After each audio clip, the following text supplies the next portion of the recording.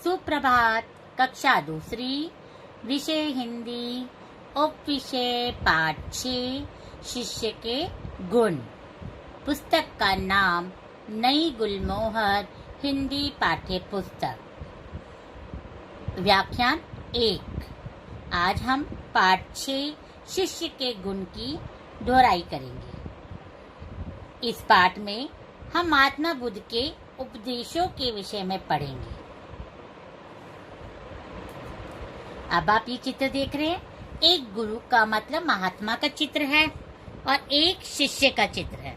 ये महात्मा जी हैं और ये कौन है? शिष्य। तो आप पहले पाठ को ध्यानपूर्वक सुनना। महात्मा बुद्ध के एक शिष्य ने उनसे देश में घूमने के लिए आज्ञा मांगी। महात्मा बुद्ध ने उससे कहा कि इस संसार में अच्छे बुरे सभी प्रकार के लोग हैं। बुरे लोग जब तुम्हारी निंदा करेंगे तब तुम्हें कैसा लगेगा? तो शिष्य ने उत्तर दिया कि वे लोग भी मुझे भले लगेंगे, क्योंकि उन्होंने मुझे थप्पड़ नहीं मारे।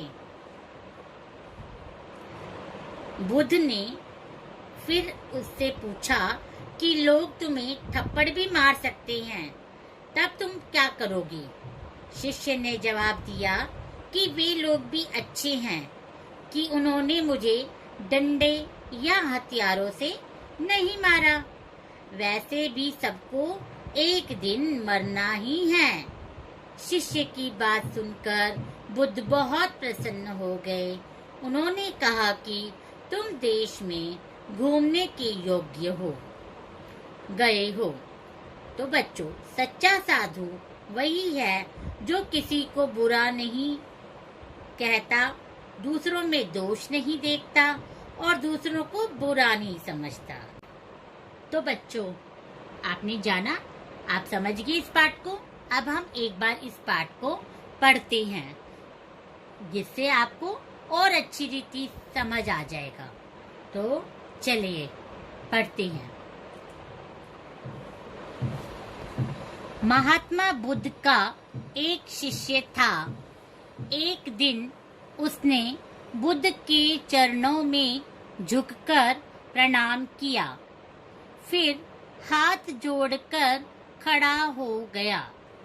महात्मा बुद्ध ने उससे आने का कारण पूछा। शिष्य, यदि आप आज्ञा दें तो मैं देश में घूमना चाहता हूँ। बुद्ध, अच्छी बात है, किंतु तुम्हें रास्ते में अच्छे बुरे हर प्रकार के लोग मिलेंगे। बुरे लोग तुम्हारी निंदा करेंगे। उस समय तुम्हें कैसा लगेगा? शिष्य ने कहा, मैं समझ लूंगा कि वे बहुत भले लोग हैं, क्योंकि उन्होंने मुझ पर धूल नहीं फेंकी और मुझे थप्पड़ नहीं मारे। तो बुद्ध जी कहते हैं, उनमें से कुछ लोग तुम पर धूल भी फेंक सकते हैं और थप्पड़ भी मार सकते हैं।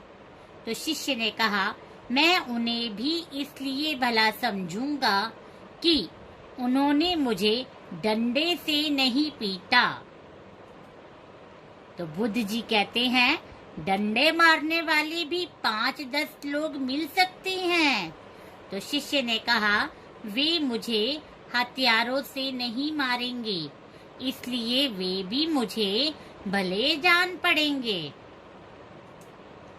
तो बुद्ध जी कहते हैं, देश बहुत बड़ा है, जंगलों में ठग और डाकू रहते हैं।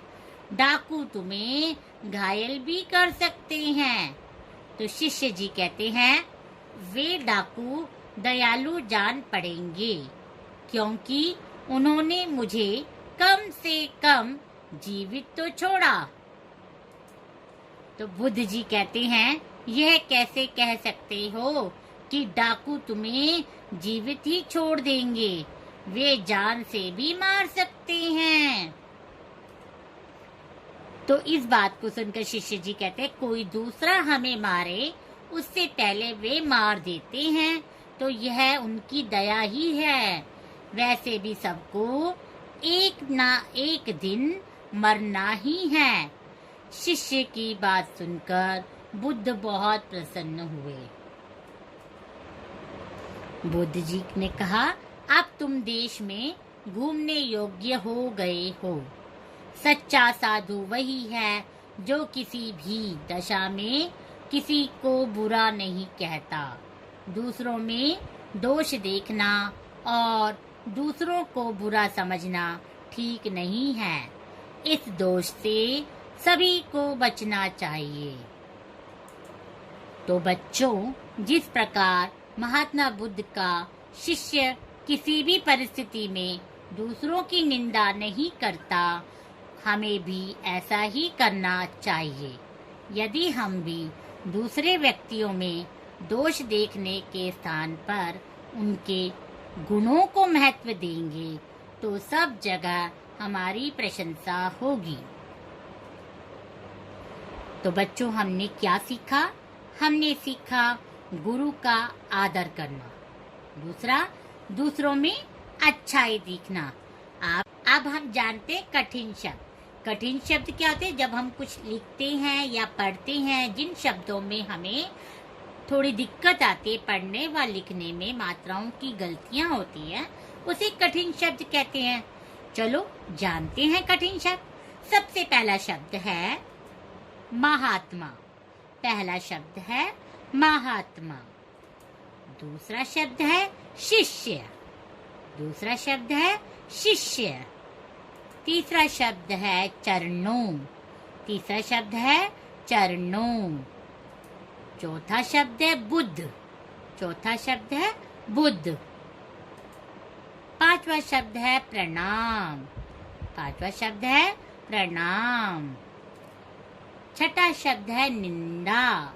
छठा शब्द है निंदा। सातवां शब्द है घायल। सातवां शब्द है घायल। आठवां शब्द है दयालु। आठवां शब्द है दयालु। नौवां शब्द है थप्पड़। नौवां शब्द है थप्पड़। 10वां शब्द है जीवित। 10वां शब्द है जीवित। 11वां शब्द है दोष। 11वां शब्द है दोष। 12वां शब्द है दशा। 12वां शब्द है दशा। 13वां शब्द है आज्ञा। 13वां शब्द है आज्ञा। 14वां शब्द है प्रसन्न। 14वां शब्द है प्रसन्न। 15वां शब्द है परिस्थिति। 15वां शब्द है परिस्थिति। 16वां शब्द है साधु। 16वां शब्द है साधु। 17वां शब्द है प्रशंसा। 17वां शब्द है प्रशंसा। 18वां शब्द है डंडे। 18वां शब्द है डंडे। 19वां शब्द है उन्होंने। 19वां शब्द है उन्होंने। 20वां शब्द है सच्चा। 20वां शब्द है सच्चा। तो अब आप कठिन शब्दों को जान गए ना। अब हम जानेंगे शब्दार्थ। शब्दार्थ शब्दार्थ जो शब्दों के अर्थ होते हैं उसे शब्दार्थ कहते हैं। दोनों का मतलब एक जैसे ही होता है। चलो जानते हैं। सबसे पहला है महात्मा, जिसका अर्थ है ऊंचे विचारों वाला व्यक्ति। पहला शब्द है महात्मा, जिसका अर्थ है ऊंचे विचारों वाला व्यक्ति। दूसरा है शिष्य, जिसका अर्थ है विद्यार्थी, चेला। दूसरा शब्द है शिष्य, जिसका अर्थ है विद्यार्थी, चेला। तीसरा शब्द है निंदा। तीसरा शब्द है निंदा, जिसका अर्थ है बुराई। तीसरा शब्द है निंदा, जिसका अर्थ है बुराई। चौथा शब्द है ठग। जिसका अर्थ है धोखा देने वाला। चौथा शब्द है ठग, जिसका अर्थ है धोखा देने वाला। पांचवा शब्द है दयालु, जिसका अर्थ है दयावान। पांचवा शब्द है दयालु, जिसका अर्थ है दयावान। छठा शब्द है दशा, जिसका अर्थ है हालत। छठा शब्द है दशा, जिसका अर्थ है हालत। अगला है सातवां चरण, जिसका अर्थ है पांव। सातवां शब्द है चरण, जिसका अर्थ है पांव। आठवां शब्द है भला, जिसका अर्थ है अच्छा। आठवां है भला, जिसका अर्थ है अच्छा। नौवां शब्द है घायल, जिसका अर्थ है जिसे चोट लगी हो। नौवां शब्द है घायल, जिसका अर्थ है जिसे चोट लगी हो। 10वां है जीवित, जिसका अर्थ है जिंदा। 10वां है जीवित, जिसका अर्थ है जिंदा। 11वां है दोष, जिसका अर्थ है बुराई। तो अब आप शब्दों के अर्थ को तो जान गए ना। अब हम जानते हैं प्रश्न उत्तर को। अब हम प्रश्नों के उत्तर को जानते हैं। पहला है क, शिष्य कहाँ जाना चाहता था? तो इसका उत्तर है शिष्य देश घूमना चाहता था। क्या है उत्तर? शिष्य देश घूमना चाहता था। ख है, शिष्य की बात सुनकर बुद्ध क्यों प्रसन्न हुए? शिष्य की बात सुनकर बुद्ध क्यों प्रसन्न हुए? तो उत्तर है शिष्य की सकारात्मक बातें सुनकर बुद्ध प्रसन्न हुए। शिष्य की सकारात्मक बातें सुनकर बुद्ध प्रसन्न हुए। ग है, बुद्ध के अनुसार सच्चा साधु कौन है? बुद्ध के अनुसार सच्चा साधु कौन है? तो इसका उत्तर है सच्चा साधु वही है जो किसी भी दशा में किसी को बुरा नहीं कहता। सच्चा साधु वही है जो किसी भी दशा में किसी को बुरा नहीं कहता। प्रश्न घ है, महात्मा बुद्ध से शिष्य ने क्या आज्ञा मांगी? महात्मा बुद्ध से शिष्य ने क्या आज्ञा मांगी?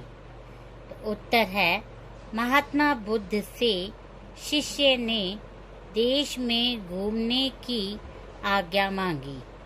महात्मा बुद्ध से शिष्य ने देश में घूमने की आज्ञा मांगी। यहाँ है, महात्मा बुद्ध के अनुसार शिष्य को रास्ते में कैसे लोग मिलेंगे? महात्मा बुद्ध के अनुसार शिष्य को रास्ते में कैसे लोग मिलेंगे? तो इसका उत्तर है महात्मा बुद्ध के अनुसार शिष्य को रास्ते में अच्छे और बुरे हर तरह के लोग मिलेंगे।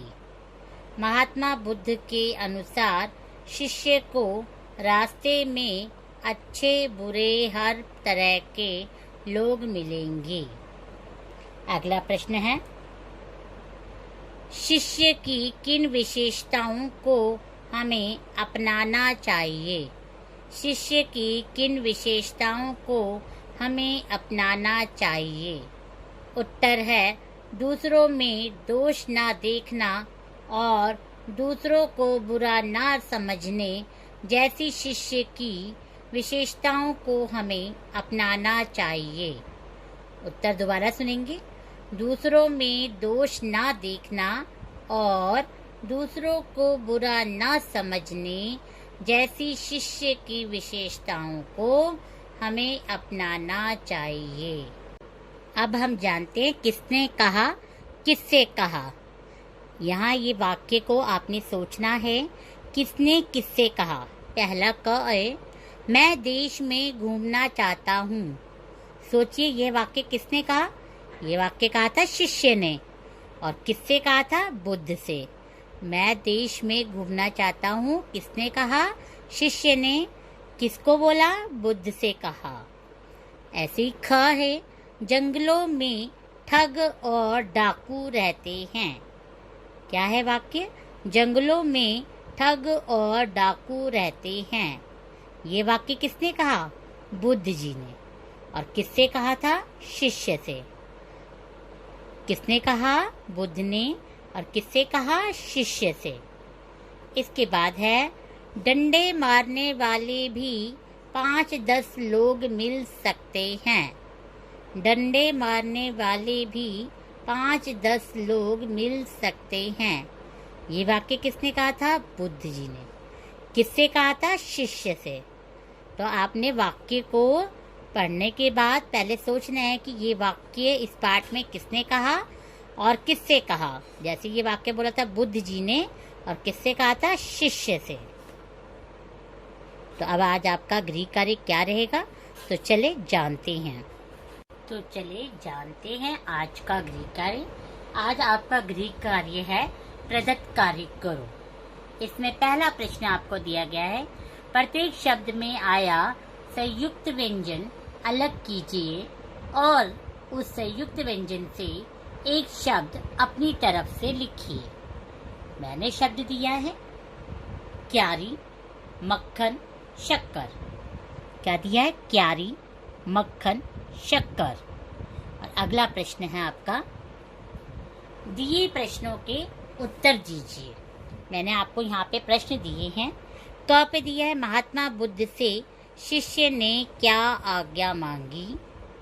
ख पे दिया है, महात्मा बुद्ध के अनुसार शिष्य को रास्ते में कैसे लोग मिलेंगे। ग पे दिया है, शिष्य कहाँ जाना चाहता था। अगला है प्रश्न नंबर 3 में आपको दिए गए शब्दों के अर्थ लिखने हैं। यहाँ मैंने आपको शब्द दिए हैं जिनके आपको यहाँ पर अर्थ लिखने हैं। पहला शब्द है दशा, दूसरा है घायल, तीसरा है भला, चौथा है दोष, पांचवा है चरण और छठा है शिष्य। इसके पश्चात आपको प्रश्न नंबर 4 में दिया है। इसके बाद मैंने आपको प्रश्न नंबर 4 में दिया है, सा अथवा शा से शब्द पूरे कीजिए। अब आपने यहाँ पर लगा के देखना है सा और शा, और सही लगाकर इसके शब्द आपको यहाँ पर लिखने हैं। ठीक है, धन्यवाद।